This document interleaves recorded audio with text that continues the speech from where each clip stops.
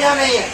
तो बात इतनी सी है कि जिस एडुकेटी की हम बात कर रहे हैं, जिस इंफ्रास्ट्रक्चर की आप बात कर रहे हो, कि आपकी यही डिमांड है सरकार से कि इंफ्रास्ट्रक्चर सुधार दो। इंफ्रास्ट्रक्चर कोई एक वर्ड नहीं है। आप सोचिए, आपके 1.5 लाख के लैपटॉप में साल भर में प्रॉब्लम आने लगती है। जो लोग यहाँ कंपनियां चला रहे हैं, उन्होंने अपने यहाँ कंप्यूटरों को ठीक करने के लिए लोग रखे हुए हैं, और यहाँ ये 10,000 के सेकेंड हैंड कंप्यूटर पे आपका एग्जाम करा रहे हैं, तो कहाँ से ठीक चलेगा? और आप कह रहे हो कि इंफ्रास्ट्रक्चर ठीक कर दो। उसको ठीक करने के लिए ये मान लो कि 1 लाख नए सिस्टम चाहिए, 1.5 लाख रुपए के, यानी सरकार को 10,000 करोड़ रुपए खर्च करने पड़ेंगे अगर वो एग्जाम सिस्टम को ठीक करना चाहते हैं। मगर सरकार के एजेंडा में ये है ही नहीं। उनको तो ये सरकारी नौकरी एकदम खत्म करनी है। वो कहते हैं हमें group B, group C, group D को नौकरी देनी नहीं है। उनको जहां से वो भारत को देख रहे हैं, जिस नजरिए से, वो अगर हमारी नजर से देखें तो उनको समझ आए कि जो बच्चा 12वीं पास, ग्रेजुएट होके बैठा, उसके पास करने को क्या है। आज अगर आपके लिए नौकरियां क्रिएट नहीं हो रही, उसके लिए जिम्मेदार कौन है? आपको 10th में कुछ नहीं सिखाया गया, आपको 12th में कुछ नहीं सिखाया गया, आपको ग्रेजुएशन में कोई स्किल नहीं दी गई, कोई इनोवेशन नहीं दिया गया। अब आपसे कह रहे आपके पास कुछ है ही नहीं और सरकारी नौकरी हम आपको देंगे नहीं। अब आप रोड पे घूमते रहिए और बार बार इनको जिता के भेजते रहिए।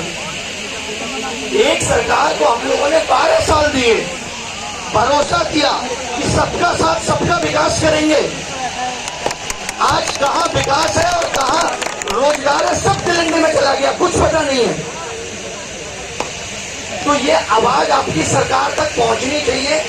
एक दिन में नहीं ठीक होगा, 2 दिन में नहीं ठीक होगा, लेकिन सरकार मनसा तो दिखाए ठीक करने की। इनकी तो मनसा ही नहीं है। यूपीएसआई का फॉर्म आया, उसमें केवल फॉर्म फीस के अलावा कोई डिटेल नहीं है। कब एग्जाम होगा, क्या सिलेबस होगा, नहीं। अभी आप हमें 500 दो, हमें राशन बांटने तो फिर देखेंगे।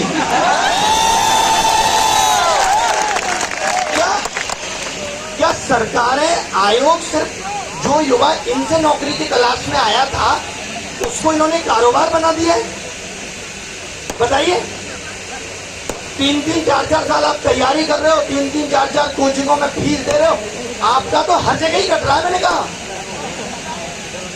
अगर नौकरी ठीक तरीके से दी जाती, जैसे पहले भी दी जाती, तो इतनी आवाजें नहीं उठती। आज इतने लोगों को रामलीला मैदान में आके बैठना नहीं पड़ता।